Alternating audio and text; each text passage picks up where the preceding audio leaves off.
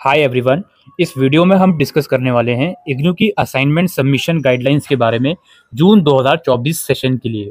ये गाइडलाइंस दोस्तों previous sessions में जो अलग अलग रीजनल सेंटर अपनी ऑफिशियल गाइडलाइंस रिलीज करते हैं उसके बेसिस पर हैं, और कुछ मैं अपनी पर्सनल एडवाइस भी इसमें एड ऑन कर रहा हूँ सो दैट असाइनमेंट सबमिट आप जब करने जाओ तो आपको कोई परेशानी ना हो।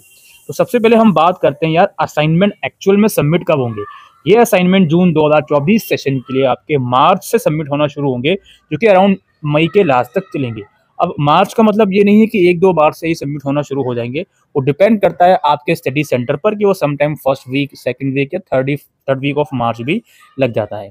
असाइनमेंट ऑनलाइन सबमिट होंगे या ऑफलाइन सबमिट होंगे, देखिए दोस्तों, जब मार्च का मंथ आ जाता है उसी मंथ के अंदर आपका जो रीजनल सेंटर है वो गाइडलाइंस पब्लिश करता है आपके असाइनमेंट सबमिशन से रिलेटेड। उसी गाइडलाइंस में लिखा रहता है अलग अलग स्टडी सेंटर के अकॉर्डिंग कि आपके असाइनमेंट ऑनलाइन सबमिट होंगे या ऑफलाइन सबमिट होंगे। अगर वो ऑफलाइन सबमिट होते हैं तो वो आपके स्टडी सेंटर में ही आपको फिजिकली जाकर विजिट करने होते हैं। अभी इस टॉपिक के ऊपर और मैं डिटेल में बात करूंगा। असाइनमेंट का क्वेश्चन पेपर का लिंक आपको इस वीडियो के डिस्क्रिप्शन बॉक्स में मिल जाएगा, या फिर मैंने वीडियो भी बना रखी है कि जून 2024 सेशन के लिए कौन सा क्वेश्चन पेपर वैलिड है। आप जो भी क्वेश्चन पेपर डाउनलोड करो तो मेक श्योर कि उस क्वेश्चन पेपर पर दो तरीके हैं पता लगाने की वो क्वेश्चन पेपर आपका है या नहीं। उस पर लिखा रहेगा कि ये क्वेश्चन पेपर जुलाई 2023 में जिसने एडमिशन लिया है उसके लिए है, ठीक है। जनरली जुलाई 2023 वाले बच्चे ही जून 2024 में एग्जाम देंगे। या फिर उसमें ये लिखा रहेगा कि ये क्वेश्चन पेपर वैलिड है इस डेट तक।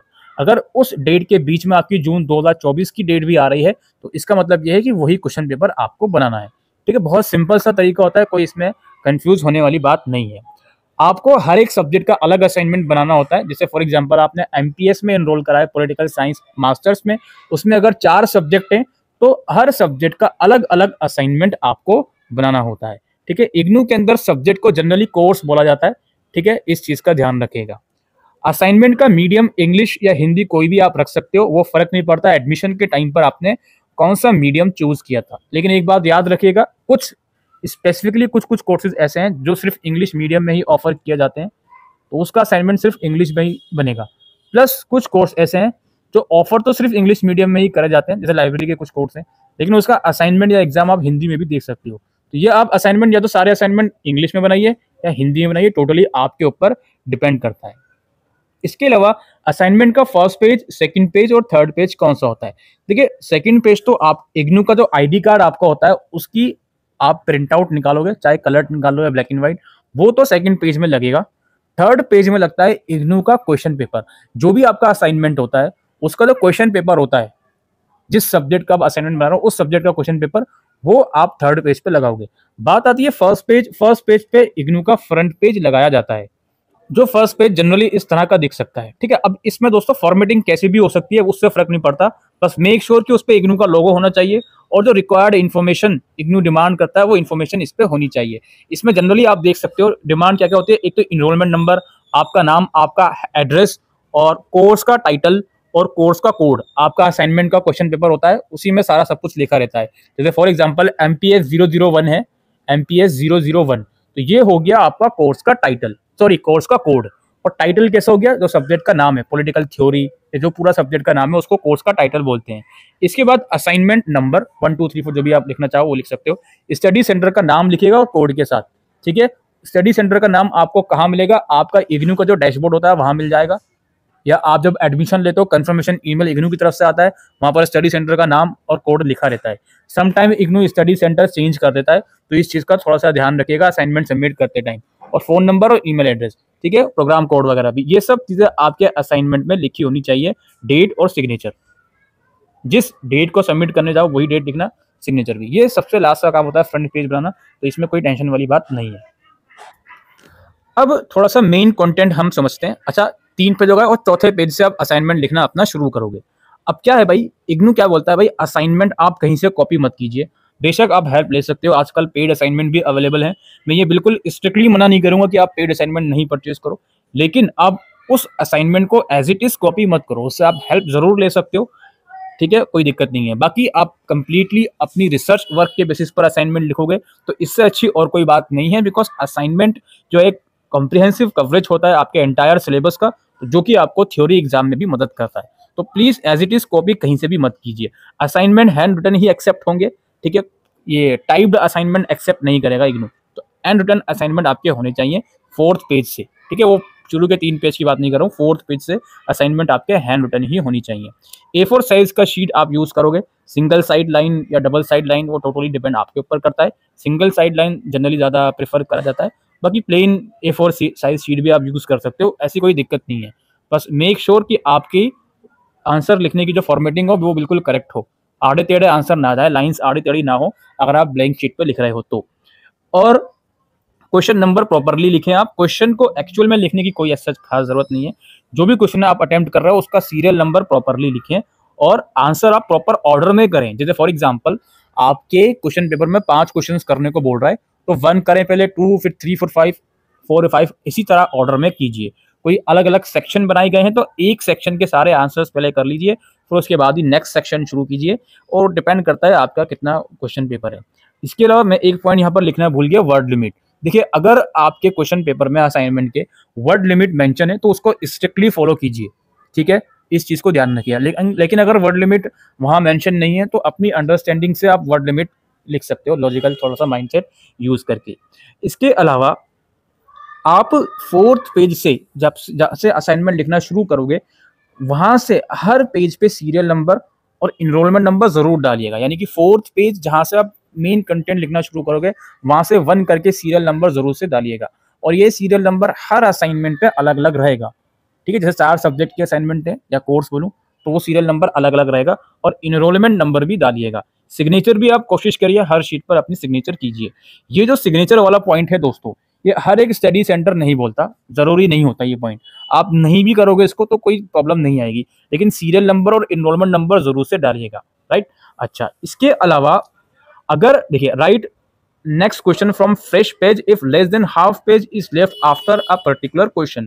जैसे फॉर एग्जांपल ये शीट है, आपका कोई क्वेश्चन का आंसर समाप्त हो गया, समाप्त होने के बाद इतना स्पेस बच रहा है, यानी कि हाफ पेज से कम बच रहा है, तो कोशिश कीजिए कि आप अगला क्वेश्चन नेक्स्ट पेज से शुरू कीजिए। अगर हाफ या उससे ज्यादा पेज बच रहा है तो उसके नीचे से भी आप नेक्स्ट क्वेश्चन शुरू कर सकते हो, कोई दिक्कत वाली बात नहीं है, ठीक है। ये जरूरी नहीं है कि ये रूल बहुत ही स्ट्रिक्टली फॉलो करा जाए, क्योंकि मैंने शुरू में कहा था कुछ पर्सनल एडवाइस भी मैं ऐड ऑन करूंगा इसमें, तो ये उसी का एक पार्ट है।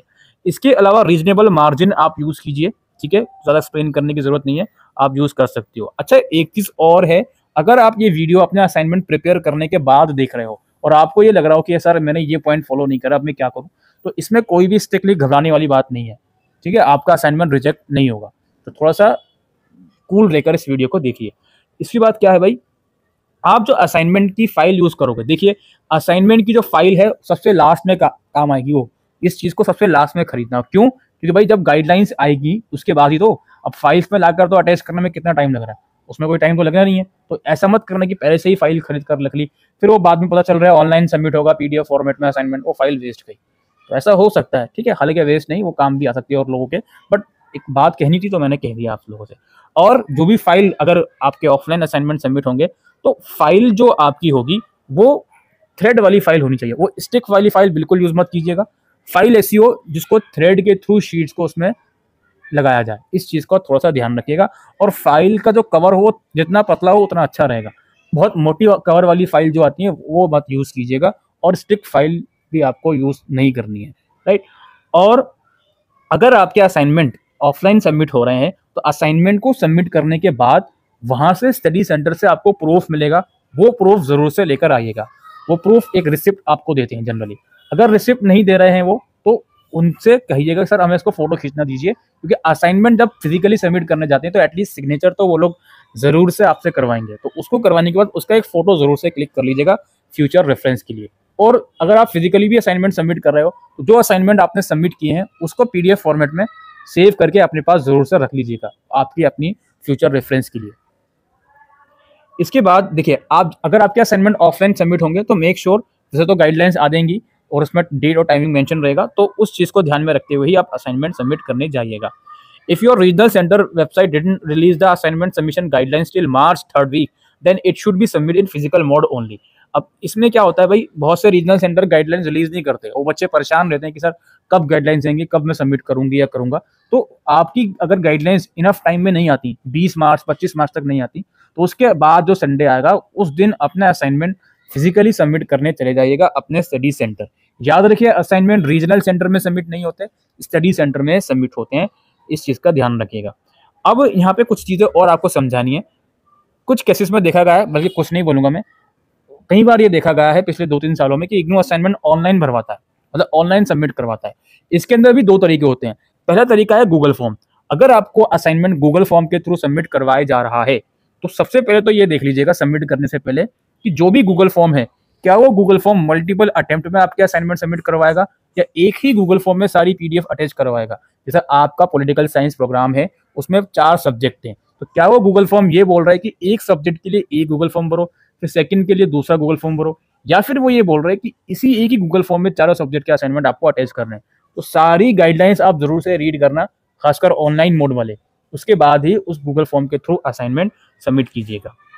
और अगर आपका असाइनमेंट ईमेल के थ्रू बोल रहे हैं, वो ऑनलाइन मोड में बोल रहे हैं भाई ईमेल करना है आपको, तो सबसे पहले तो मेक श्योर कि सारे असाइनमेंट की पीडीएफ आपने एक तरफ बनाकर रख ली, एक फोल्डर में सेव करके रख ली। अब दूसरा स्टेप क्या है, आपको ये देखना है कि आपका मैक्सिमम साइज क्या बैठ रहा है सारी पीडीएफ का। सारी पीडीएफ का मैक्सिमम साइज, जैसे एक पीडीएफ का फॉर एग्जांपल 4 MB है, दूसरे का 5 MB है, तो अब ये देखना है कि सारी पीडीएफ का मिलाकर मैक्सिमम फाइल साइज क्या बैठ रहा है। जनरली ईमेल में जब हम फाइल सेंड करते हैं तो 25 MB से ज़्यादा की फाइल एक बार में सेंड नहीं होती, तो इसलिए ये बात बोली जा रही है। तो आप मल्टीपल ईमेल में सेंड कर सकते हो असाइनमेंट, लेकिन कंटिन्यूएशन में सेंड करना, ठीक है। इसलिए मैंने कहा कि पहले सारी पीडीएफ बना लो, उसको एक फोल्डर में सेव करके रख लो, फिर आप अपना अरेंजमेंट कर लो कि यार ये 2 सब्जेक्ट की पीडीएफ एक साथ अटैच करनी है, फिर दूसरे मेल में ये 2 सब्जेक्ट की पीडीएफ अटैच करनी है। और ऐसा भी पॉसिबल हो सकता है कि आपकी एक ही ईमेल में सारी फाइल अटैच हो गई, ऐसा भी पॉसिबिलिटीज बन सकती हैं, ठीक है। अगर नहीं हो रहा है वो, तो आप मल्टीपल ईमेल में सेंड कर सकते हो, लेकिन मल्टीपल ईमेल में सेंड करने से पहले सारा अपना अरेंजमेंट करके रखना और फिर कंटिन्यूएशन में ही ईमेल भेजना। जब ऑनलाइन मोड में सबमिट होंगे असाइनमेंट, तो उसमें मेक श्योर करना जो आपका पीडीएफ का फाइल का नाम हो, जैसे अलग पीडीएफ बनेगी, ऑब्वियसली बात है, अब ऑनलाइन सबमिट होगा, हर सब्जेक्ट की अलग अलग पीडीएफ बनेगी, तो पीडीएफ का फाइल नाम आपका इनरोलमेंट नंबर होना चाहिए, अंडरस्कोर आपका प्रोग्राम कोड और अंडरस्कोर आपका कोर्स कोड। प्रोग्राम कोड या कोर्स कोड असाइनमेंट के क्वेश्चन पेपर पर लिखा रहता है, आप जब एडमिशन लेते हो आपको ईमेल आता है, उसमें भी वो सारी चीजें लिखी रहती हैं, इसमें कंफ्यूज होने वाली बात नहीं है। इसके अलावा if you are submitting assignment online, then your email sent box और Google form screenshot is a proof of submission. अब ऑफलाइन मोड में तो मैंने प्रूफ बता दिया, लेकिन ऑनलाइन मोड में प्रूफ ये है कि आपने जो ईमेल के थ्रू अगर आप सेंड कर रहे हो, तो ईमेल का सेंडबॉक्स है वही आपका प्रूफ हो गया, और अगर गूगल फॉर्म के थ्रू सबमिट कर रहे हो तो उसका एक स्क्रीनशॉट ले लीजिएगा। जनरली कुछ कुछ स्टडी सेंटर क्या करते हैं, मतलब स्टडी सेंटर नहीं, तो जनरल बात बता रहा हूँ मैं आपको, आप कोई गूगल फॉर्म भरते हो तो उसका सेम कॉपी आपको ईमेल पर रीडायरेक्ट कर दी जाती है, लेकिन कुछ कुछ केसेस में नहीं भी करी जाती। लेकिन आपने सबमिट कर दिया भाई, स्क्रीनशॉट ले लिया आपने, तो कोई घबराना नहीं है, वही आपका प्रूफ है, राइट। अच्छा, इसके बाद क्या है भाई, you are advise to strictly read instruction before submission of assignment. भाई ये जो इंस्ट्रक्शन मैंने सारी बता दी, ठीक है। वैसे तो मैंने based on previous year session के बेसिस पर बताई है, और कुछ 1-2% मैंने अपनी एडवाइजरी यूज करी है, कोई मैंने अलग से आपको बात नहीं बता दी कि ये करो, ठीक है। और मैंने असाइनमेंट में जो सिग्नेचर वाली बात है उसको भी मैंने बोल दी कि भाई हर जगह वो चीज़ जरूरी नहीं होती। बाकी और लास्ट पॉइंट में ये बोल रहा हूँ मैं कि आप एक बार जरूर से, अगर आप आपका स्टडी सेंटर या रीजनल सेंटर गाइडलाइंस रिलीज करता है वेबसाइट पर, तो वो आप जरूर से स्ट्रिक्टली फॉलो कीजिए। और मैं कोशिश करूंगा कि अगर गाइडलाइंस आती हैं तो separate video regional centre wise उसके ऊपर बनाई जाए, ठीक है। तो यही सब कुछ इंस्ट्रक्शन थी जो आपको फॉलो करनी है असाइनमेंट सबमिशन के वक्त। और बाकी मटेरियल जो है दोस्तों, देखिए जो मेन कंटेंट, जो आंसर्स आप लिखते हो, उसको दोबारा से रिपीट करूंगा, copied exactly same as it is, कहीं से भी कॉपीड मत करना, और जो आपने लिखा है वो आपको पता होना चाहिए। ऑन एन एवरेज कुछ लोग ये गारंटी करते हैं कि हम असाइनमेंट में 100 मार्क्स दिलवा देंगे।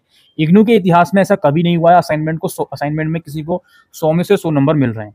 अच्छे से अच्छे मार्क्स जो माने जाते हैं वो ये माने जाते हैं, अगर किसी के 80 नंबर भी आ रहे हैं ना असाइनमेंट में, वो बहुत अच्छे माने जाते हैं। और ऑन एन एवरेज जो मार्क्स दिए जाते हैं असाइनमेंट में, वो 70 से 75 के बीच दिए जाते हैं।